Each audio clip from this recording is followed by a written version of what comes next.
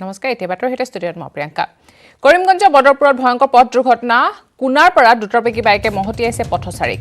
দুৰ্ঘটনাত হেতাতে নিহত হৈছে বাইক আৰোহী আব্দুল আজিজ। গুৰুতৰভাৱে আহত পথচাৰী আনছাৰ আলী। আহত আনজন বাইক আৰোহী হৈছে মহম্মদ ছফৰুল। কৰিমগঞ্জৰ বদৰপুৰত সংঘটিত হৈছে পথ দুৰ্ঘটনা। কুনাৰ পৰা দ্ৰুতবেগী বাইকে মহতিয়াইছে এজন পথচাৰীক। দুৰ্ঘটনাত থিতাতে নিহত হৈছে বাইক আৰোহী আব্দুল আজিজ আৰু গুৰুতৰভাৱে আহত হৈছে পথচাৰী আনছাৰ আলীও। আনজন বাইক আৰোহী মহম্মদ ছফৰুলো আহত হৈছে।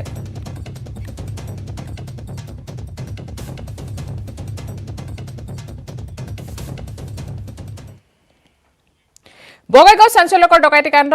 খগৰপুৰত ডকাইতৰ দলে লুটি নিছে বলেৰো পিকআপ বাহন। লগতে চালকসহ ৩ আৰোহীৰ মোবাইল আৰু ২৫,০০০ টকাও লুট কৰি লৈ যায়। ৩১ নং ৰাষ্ট্ৰীয় ঘাইপথত চলন্ত বাহনক আগভেটি ধৰি ৭জনীয়া দুৰ্বৃত্তৰ দলে সংঘটিত কৰিছে এই ডকাইতি কাণ্ড। অভয়াপুৰীৰ পৰা ব্ৰইলাৰ ক্ৰয় কৰাৰ বাবে AS19AC 4227 নম্বৰৰ বলেৰো পিকআপখনত আহিছিল চালকসহ ৩ যুৱক।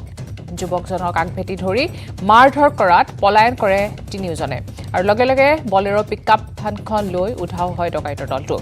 আটাইকেইজনে দৌৰি ৰেলৱে শ্ৰমিকৰ কেম্পত আশ্ৰয় লৈ নিজৰ ৰক্ষা কৰে। ইতিমধ্যে বলেৰো পিকআপ ভানখন ঘটনাস্থলীৰ পৰা কিছু নিলগত বৰখাটত উদ্ধাৰ কৰা হৈছে। নম্বৰবিহীন বাহনখনত চোকা অস্ত্ৰ আদি লৈ অহা দলটোৱে বলেৰো পিকআপ বাহনখনক পূৰ্বৰে পৰা অনুসৰণ কৰি অহা বুলি সন্দেহ ব্যক্ত কৰে চালকজনে। ঘটনাটো হৈছিলে তাৰমানে আমি অভয়পুৰীৰ পৰা খালী গাড়ী লৈ আহি আছিলোঁ। আমি আহিম বৈতামাৰীত মুৰ্গী লোডটো আহিম। বৈতামাৰী পাৱাৰ আগত খকুৰপুৰ পাহাৰটো পাৱাৰ আগত তাত আমাৰ এখন বলেৰো পিকআপ মানে আমাক পিছা কৰি আহিছিলে। আমি মানে গম নাপাওঁ, কিন্তু তেতিয়া মোক মানে হৰ্ণ মাৰিলে, ছাইড বিচাৰিছে। মই ছাইডটো সিহঁতক দি দিলোঁ যাবৰ কাৰণে। যেতিয়া ছাইড দিছোঁ সিহঁতৰ ওভাৰটেক কৰি মাৰি আমাৰ গাড়ীখন চপাই দিছে। চপাই দিয়াৰ লগে লগে এনেকৈ চপাইছে গাড়ীখন মই ব্ৰেক নামাৰিলে গাড়ীখন পাল্টি হয়। তেতিয়া ব্ৰেক মাৰাৰ বাধ্য মই ব্ৰেক মাৰি দিলোঁ। সিহঁতে গোটেই মাখা গাড়ীৰ পৰা নুমি আহিলে। নুমি আহি এনেকৈ আছে গাড়ীখন যে তাত এই আমাক যে লগাই থৈ আহিলে। মোৰতো গাড়ীতে মই লগোৱা নাই। গোটেই মাখা আহিলে কুকুৰলৈ নুমি আহিলে। আহি ক'ব কিমান পইচা আছে গাড়ীৰ পৰা পইচা মাখা আমাক দিয়া। গম পালোঁ এইবাৰতো বেয়া মানুহ। তেতিয়া লগ কৰি দিলোঁ। লগ কৰি দিয়াতে মোক এতিয়া এক ফুকি মাৰিছে। তেতিয়া আমি পালাইছোঁ। গাড়ীখন সিহঁতে তাৰ পৰা ইয়াতে লৈ আহিছে। গাড়ীখন ইয়াতে লৈ আহি গাড়ীখন ইয়াতে এৰি থৈ সিহঁতে মানে বলেৰো পিকআপখন লৈ ৰিটাৰ্ণ আকৌ আমাক এটা বিচাৰি গৈছে। পিটাই গৈছে কুকুৰি লৈ। তাৰপিছত আমি দৌৰি য'ত এখন তাৰ কেম্প আছে সেই কেম্পত যে আমি তাৰ মানুহ তাত হাজিৰ হৈছোঁ। তাতে তাহাৰ মোবাইলেদি আমি ফোন কৰিলোঁ গাড়ী মালিকক। তেতিয়া আৰু থানাত ফোন কৰিলোঁ। থানাৰ OC ছাৰে গ'লে যাই কিনে OC ছাৰে তদন্ত কৰি আছে। 7জন আছিল। আজিৰ পৰা ৰাজ্যত বলবৎ নতুন কভিড SOP 5 জিলাত অব্যাহত থাকিব সম্পূৰ্ণ কণ্টেইনমেণ্ট ব্যৱস্থা। গোলাঘাট, লক্ষীপুৰ, যোৰহাটত সম্পূৰ্ণ কণ্টেইনমেণ্ট, বিশ্বনাথ আৰু শোণিতপুৰৰ সম্পূৰ্ণ কণ্টেইনমেণ্ট হৈ থাকিব। মৰিগাঁও আৰু গোৱালপাৰাত শিথিল হ'ব সান্ধ্য আইন। মৰিগাঁও আৰু গোৱালপাৰাত 1 বজাৰ পৰা কাৰফিউ হ'ব। 12 বজাৰ পৰা সকলো দোকান খোলা থাকিব 2 জিলাতে। 5 বজালৈ গেলামালৰ দোকান খোলা থাকিব। আন 27খন জিলাত বিয়লি 5 বজাৰ পৰা কাৰফিউ। 27খন জিলাত 4 বজালৈ খোলা থাকিব সকলো দোকান পোহাৰ। এসপ্তাহলৈ পুনৰ বন্ধ থাকিব আন্তঃজিলা যাতায়াত। ইফালে ঘৰৰ পৰাই ঈদৰ নামাজ পঢ়াৰ বাবে আহ্বান জনাইছে স্বাস্থ্যমন্ত্ৰীয়ে। মছজিদত কেৱল 5জন লোকক নামাজ পঢ়াৰ অনুমতি দিয়া হৈছে। বিবাহ ধৰ্মীয় অনুষ্ঠানত 10জন লোকৰ উপস্থিতিৰ অনুমতি দিয়া হৈছে।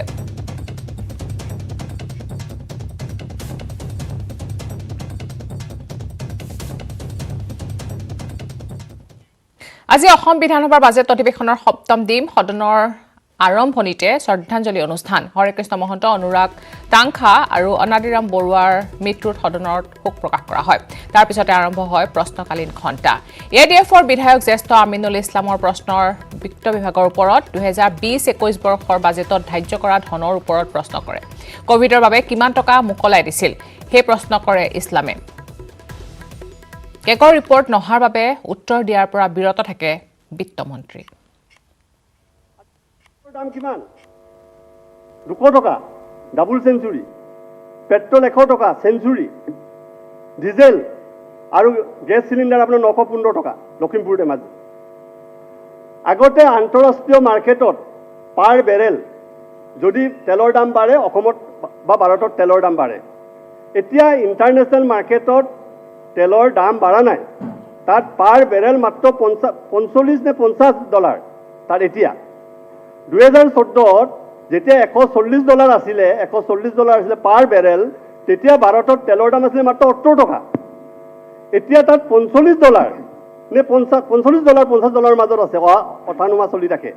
তা আজি আমাৰ তেলৰ দাম কিমান? পেট্ৰলৰ 100 টকা। কিহৰ কাৰণে এইটো হৈছে? যে পেট্ৰল আৰু এটা বিত্তমন্ত্ৰীয়ে, মুখ্যমন্ত্ৰীয়ে, আমাৰ সংসদীয় মন্ত্ৰীয়ে এইটো কথা ক'ব নোৱাৰে যে আমাৰ ষ্টেট গভৰ্ণমেণ্টৰ দায়িত্ব নাই, আমি এইটো একো।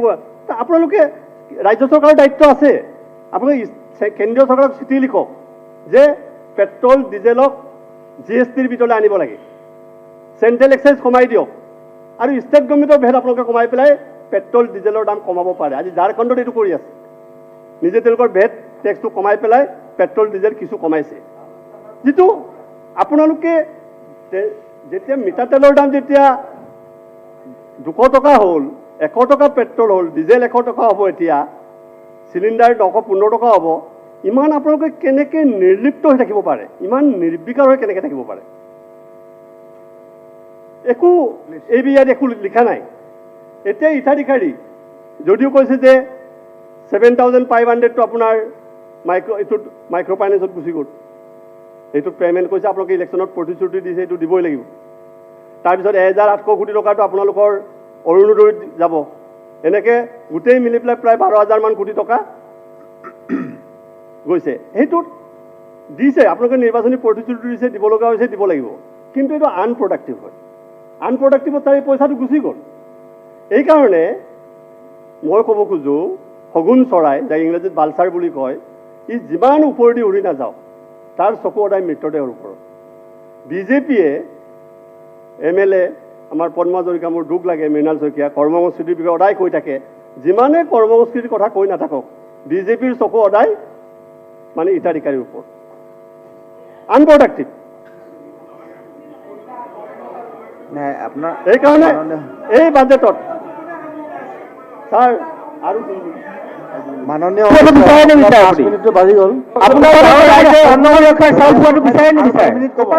শগুনৰ যিটো এক্সাম্পল সেইটো উঠাই লওক, কাইণ্ডলি এক্সপাণ্ড কৰি দিয়ক। কাইণ্ডলি এইটো এক্সপাণ্ড কৰক।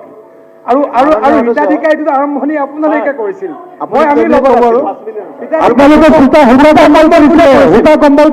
কম্বল কোনে কৰিছিল? কণ্টিনিউ কৰিব দিয়ক, মাজত ডিষ্টাৰ্বেঞ্চ হৈ আছে। ছাৰ এইকাৰণে বিত্তমন্ত্ৰীক 5 মিনিট বুলি কৈছিলে। বাইদেউ বিত্তমন্ত্ৰীক মই ক'ব বিচাৰিছোঁ, আপোনালোক এতিয়া মই ইণ্ডাষ্ট্ৰীলৈ আহিছোঁ। বাইদেউ ইণ্ডাষ্ট্ৰীৰ বিষয়ে এই বাজেটত একো আপোনালোকে ইম্পৰ্টেঞ্চ দিয়া নাই। আৰু পৰ্যটন উদ্যোগ, গ্ৰছ ডমেষ্টিক প্ৰডাক্ট যদি বঢ়াব লাগে, পাৰ কেপিটেল ইনকাম বঢ়াব লাগে, ইণ্ডাষ্ট্ৰী লাগিব, টুৰিষ্ট লাগিব, আপোনাৰ মাইক্ৰ', স্মল, মিডিয়াম। কিন্তু যোৱা 5 বছৰত অসমত মজলীয়া বৃহৎ উদ্যোগ এটাও নহ'ল। এতিয়া কাগজ কল দুটা, আপুনি নগাঁও কাগজ কল আৰু কাছাৰ কাগজ কলটো নিলামত দিবলৈ ওলাইছে এতিয়া, য'ত প্ৰধানমন্ত্ৰী, গৃহমন্ত্ৰীয়ে কিন্তু বাৰে বাৰে কৈছিলে পুনৰুজ্জীৱিত কৰিম বুলি। এতিয়া আপুনি যিটো এডভান্টেজ আছাম পাতিছিলে, এইটো পাটোৱাৰী ডাঙৰীয়া বাইদেউ আছে দুজন, আপোনালোকে ৰিভিউ কৰক যে এইটো কিয় ফেইলাৰ হ'ল। য'ত 79,000 crores কথা আছিলে, য'ত 207 MOU আছিলে, য'ত মুকেশ আম্বানীয়ে 2,500 কোটি টকা দিম বুলি কৈছিলে, ইনভেষ্ট কৰিম, ৰিটেইলত কৰিম, টুৰিষ্টত কৰিম বুলি কৈছিলে, স্পৰ্টছত কৰিম বুলি কৈছিলে, টেলিকমিউনিকেশ্যনত কৰিম বুলি কৈছিলে। 2,500 কোটি টকাৰে আমি কিমান পালোঁ? 80,000 চাকৰি হ'ব বুলি কৈছিলে 3 বছৰত, 80,000 চাকৰি। কিন্তু কি হ'ল? এই গোটেই এডভান্টেজ আছাম পাতাৰ পিছত 5 বছৰ ইণ্ডাষ্ট্ৰী ডিপাৰ্টমেণ্ট চৰকাৰখন চলোৱাৰ পিছত কি হ'ল? আমি কি পালোঁ? মা কামাখ্যা মন্দিৰৰ কাৰণে মুকেশ আম্বানীৰ পৰা আমি পালোঁ 19 কেজি সোণ, 19 কেজি গ'ল্ড। আৰু গোপীনাথ বৰদলৈ এয়াৰপৰ্টটো আদানী কোম্পানীক অপাৰেশ্যনৰ কাৰণে দি দিলে। ভালকে কৈছোঁ মই, উপাধ্যক্ষ মহোদয়, আমাৰ ভৰতনৰ ডাঙৰীয়াই অৰিহণাটোৰ কথা কৈছে ছাৰ, কামাখ্যা মন্দিৰক আমিও সন্মান কৰোঁ, এইটো বেয়া কথা কোৱা নাই ছাৰ। 65,000 crore আজিৰ দিনটোত আমাৰ হাতত এছিয়ৰ্ড ইনভেষ্টমেণ্ট আছে, ক'ভিডৰ কাৰণে হোৱা নাই। 2 নম্বৰ কথাটো হ'ল যে 42,500 crores ইতিমধ্যে ইনভেষ্টমেণ্ট আৰম্ভ হৈছে নুমলীগড় উপাদকতাগুৰিয়া 22,000 কোটি টকা উপাদকতাগুৰিয়া উত্তৰ মন্ত্ৰী দি দিব নেকি সদনত আৰু উত্তৰটো সময়ত দিব এতিয়া আকৌ মাজত সময়টো নষ্ট কৰি আছে আপুনি সময়টো কণ্ট্ৰল কৰি দিব ফেইলাৰ হোৱা নাই প্লিজ গতিকে সেইটো কথা আপুনি নক'ব কাৰণ কথাবিলাক মানে বক্তৃতাটো দিলে বক্তৃতাটো ভৰতনৰ ডাঙৰীয়া আপুনি আৰু মই 78ৰ পৰা গোটেই অসমত বক্তৃতা দিছোঁ আপুনিও ভাল বক্তৃতা দিয়ে ময়ো দিওঁ বক্তৃতা যদি দিব খোজে ময়ো বক্তৃতা দিব পাৰোঁ আৰু আপুনিও দিব পাৰে হা প্লিজ বক্তৃতা দিব নাপাব বস্তুবিলাক তথ্যত যাব মন্ত্ৰী ডাঙৰীয়া উপাধ্যক্ষ মহোদয় আমি যদি সদনৰ প্ৰচিডিং চাওঁ তেতিয়া আমি দেখিম যে তাৰটো উত্তৰ নিদিব নেকি তাৰমানে এইটো উত্তৰ হৈ গ'ল নেকি দিব আপুনি চাওক যে ইয়াত বিভিন্ন ধৰণে সমালোচনা কৰে উত্তৰৰ কাৰণে এটা সময় ৰাখে আপোনাৰ সদস্য চেয়াৰত এড্ৰেছ কৰিবলৈ ক'ব লাগে মন্ত্ৰী চাই পেলাই মন্ত্ৰীক এড্ৰেছ কৰাৰ কাৰণে আপুনি এই কথা কাইণ্ডলি এই যে টাইমখিনি ক'লে এইখিনি আমাৰ যাব নে কাৰ যাব kindly address to the chair sir মাত্ৰ আৰু আছে খবৰ কিন্তু তাৰ আগতে লৈছে এটা সৰু বিৰতি ঘূৰি আহিছোঁ বাতৰি মাজলৈ টকিঅ' অলিম্পিকলৈ যোৱা লাভলীনা বৰগোহাঁইক শুভেচ্ছা অসম বিধানসভাৰ সংসদীয় পৰিক্ৰমা মন্ত্ৰী পীয়ুষ হাজৰিকাৰ শুভেচ্ছা প্ৰস্তাৱ পাঠ চৰকাৰে লাভলীনাক লৈ অনা শুভেচ্ছা প্ৰস্তাৱক কংগ্ৰেছ এআইডিএফ আৰু পিপিএফৰ আদৰণি লাভলীনাৰ শুভেচ্ছামূলক প্ৰস্তাৱ সদনত গৃহীত লাভলীনা ৰাষ্ট্ৰীয় ক্ৰীড়াবিদ দুই জ্যেষ্ঠ ভগ্নীক যোগ্যতাৰ ভিত্তিত চাকৰি দিয়াৰ ঘোষণা কাইলৈ go Lovlina for glory cycle rally ওলোৱা হ'ব লাভলীনাৰ উৎসাহ যোগাবৰ বাবে উলিওৱা হৈছে এই চাইকেল ৰেলী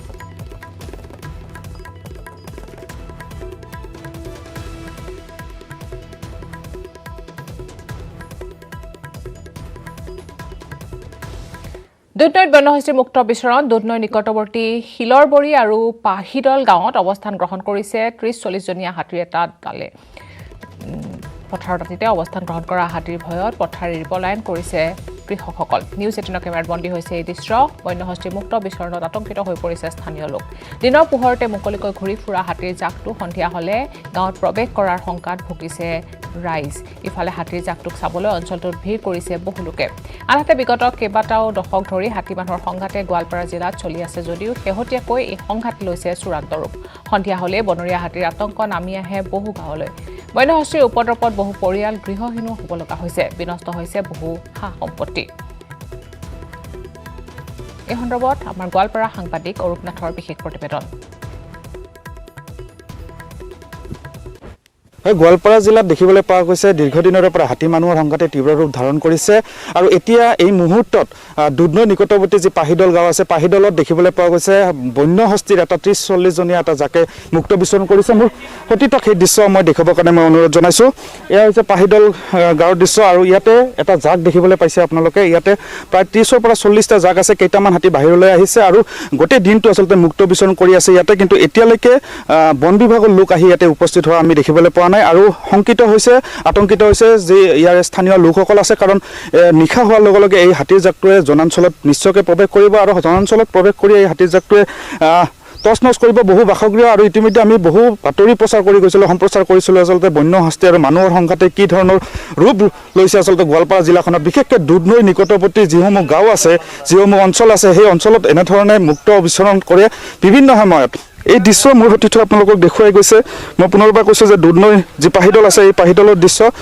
মুক্ত বিচৰণ কৰিছে বন্যহস্তীৰ এটা জাকে স্থানীয় লোক আছে আমাৰ সৈতে তেখেতৰ লোকৰ পৰা জানিব বিচাৰিম আছে হাতীৰ জাকটো কেতিয়াৰ পৰা ইয়াতে অৱস্থান গ্ৰহণ কৰিছে কেতিয়া আহিছিলে হাতীৰ জাকটো ইয়াতে নমস্কাৰ গ্ৰহণ কৰিব তাৰমানে হাতী জাকটো আজি ৰাতিপুৱা 4:30 বজাত আহি পাইছে আমাৰ যিখিনি ধৰ শিলৰবৰী পাহিদল ওলোপৰা এইখিনি আহি পাওঁতে 5টামান বাজি গৈছে লগতে এই হাতীখন ধৰ আজি মাত্ৰ নহয় এইটো আহি থাকে আজি বহু বছৰ ধৰ সেই দৃশ্য দেখুৱাই যাবৰ কাৰণে মই অনুৰোধ জনাইছোঁ এনেধৰণে এতিয়া হাতীৰ জাকটো প্ৰস্থান কৰিছে এঠাইৰ পৰা আন ঠাইলৈ মোৰ সতীৰ্থ মোৰ নিউজ 18 কেমেৰাত আচলতে এক্সক্লুচিভলি বন্ধ হৈছে সেই দৃশ্য এনেধৰণে হাতীৰ এটা জাক দেখিবলৈ হৈছে বিশাল এটা জাক প্ৰায় 30-ৰ পৰা 40টা হাতী আছে এই জাকটোত আৰু এঠাইৰ পৰা আন ঠাইলৈ গতি কৰিছে এয়া আচলতে আন ঠাইলৈ গতি বুলি ক'ব নোৱাৰি কাষতে কেইবাখনো গাঁও আছে হয়তো গাঁৱলৈ যাব পাৰে এই হাতীৰ জাকটো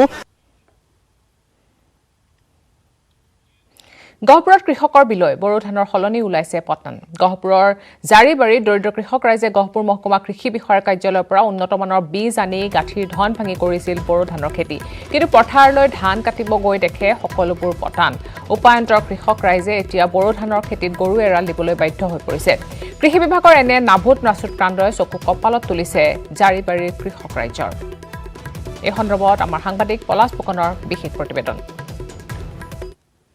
গহপুৰৰ জৰিগুৰিত কৃষি বিভাগৰ পৰা বড়ো ধানৰ বীজ আনি বড়ো ধানৰ খেতি কৰিছিল কিন্তু এতিয়া ধানৰ পৰিৱৰ্তে ওলাল পতান মই উপস্থিত আছোঁ জৰিগুৰিত আৰু সতীৰ্থক দেখাবলৈ অনুৰোধ কৰিছোঁ এয়া বড়ো ধানৰ কৃষি কাৰ্য আছিল সুন্দৰকৈ হৈছিল কিন্তু এতিয়া যেতিয়া কাটিবলৈ গ'ল কৃষক তেতিয়া দেখিছে সকলোবিলাক পতান আৰু উপায়ন্তৰ হৈ কৃষকে কিন্তু এনেদৰে গৰুক এতিয়া এই বড়ো ধানসমূহ খুৱাই দিবলগীয়া হৈছে আচলতে বহু আশাৰে কৃষি বিভাগৰ পৰা বীজ আনিছিল বহু আশাৰে কৃষি কাৰ্য কৰিছিল কিন্তু এতিয়া যেন সকলো আশাত চেঁচা পানী পৰিল এফালৰ পৰা কেৱল পতান আৰু পতান কৃষক আছে আমি কথা পাতিবলৈ চেষ্টা কৰিম দাদা কওকচোন যিহেতু আপোনালোকে বহু কষ্টৰে এই কৃষি কাৰ্য কৰিছিল আৰু এতিয়া দেখিছে আপোনালোক আহি পথাৰত সকলো পতান কি ক'ব হয় আমি মানে বহুত কষ্টৰে এইটো মানে আশা কৰি পেলাই যে খেতি কৰিছিলোঁ বড়ো খেতিখন চৰকাৰী পাৰৰ পৰা কৃষি পাৰৰ পৰা এই বীজখন আনি পেলাই কিন্তু আমি ধানৰ জেগা আমি মাত্ৰ পালোঁ পতান আমাৰ কষ্টটো এনেই গ'ল কষ্টই হ'ল কোনো এটা হেৰি নাপালোঁ ফলাফল নাপালোঁ মাত্ৰ পতানেই হ'ল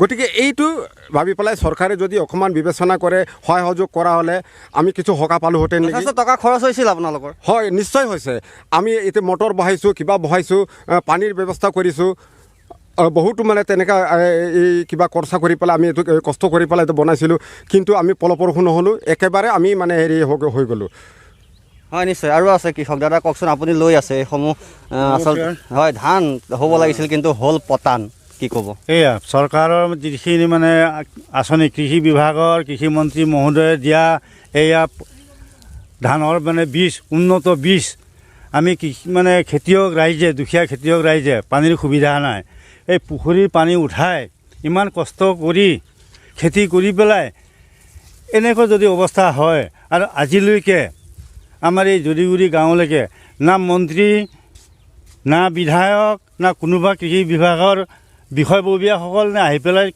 কিবা ব্যৱস্থা কৰিছেনে এই মেইন ৰোডৰ কাষত গতিকে এনেকৈ যদি হয় আমি কৃষিজীৱী ৰাইজে কেনেকৈ জীয়াই থাকিম নিশ্চয়কৈ কৃষিজীৱী ৰাইজ আচলতে কেনেকৈ জীয়াই থাকিব যথেষ্ট আচলতে তেওঁলোক এতিয়া সমস্যাত পৰিছে কাৰণ যথেষ্ট মূলধন প্ৰয়োগ কৰি এই বড়ো ধানৰ কৃষি কাৰ্য কৰিছিল বহু আশাৰে কৰিছিল এই ধান হ'ব ধান বিক্ৰী কৰি আচলতে তাৰ পৰা অৰ্থ উপাৰ্জন কৰিব এনেদৰে আশা থাকে কৃষকসকলৰ কিন্তু যেতিয়া এনেধৰণে ধানৰ সলনি পতান ওলায় তেতিয়া এই কৃষকসকলে কিন্তু এতিয়া মূৰে কপালে হাত দিবলগীয়া সমগ্ৰ ৰাজ্য এতিয়া কৰোনাৰ কৰাল কাষত লকডাউনৰ সময়ছোৱাত আটাইতকৈ বেছি ক্ষতিগ্ৰস্ত হৈছে কৃষকসকল প্ৰকৃতিও যেন ৰুষ্ট হৈছে কৃষকৰ ওপৰত ৰাজ্যৰ অধিকাংশ কৃষকৰ এতিয়া নাজল নাথল অৱস্থা তাৰ মাজতে ভোটৰ ওপৰত দানহ পৰা দি প্ৰখৰ ৰ'দত শালি ধানৰ পথাৰত চিৰাল ফাট অকাল চিৰাল ফাটেই নহয় ৰ'দৰ উত্তাপত পুৰি গৈছে শালি ধানৰ গোজ কপালৰ ঘাম মাটিত পেলাই কষ্টৰে কৰা সপোনৰ খেতিডৰা ৰ'দৰ উত্তাপত নিশেষ হৈ গৈছে নগাঁও জিলাৰ পশ্চিমাঞ্চলৰ বিশেষকৈ ঢিং বটদ্ৰৱা ৰাইডিঙীয়া জাজৰিকে ধৰি এক বৃহৎ অঞ্চলৰ শ শ হেক্টৰ কৃষিভূমি বৰষুণত নোহোৱা সপ্তাহটোৰ ভিতৰতে তছনছ হৈ কৃষকৰ আশাৰ সপোন মিলি গৈছে বটদ্ৰৱাৰ চকলাঘাট পথাৰত বিগত ৩৫ বছৰে জলসিঞ্চন আঁচনিখনৰ পৰা নাপালে এটোপাল পানীও ফলত দিক বিদিক হেৰুৱাইছে এতিয়া কৃষকসকলে লকডাউনৰ সময়ত ধাৰ ঋণ লৈ কষ্টৰে লহপহকৈ বাঢ়ি অহা কৰা খেতিডাৰত এতিয়া কুপদৃষ্টি পৰা কৃষকসকলে মূৰে কপালে হাত দিবলগীয়া হৈছে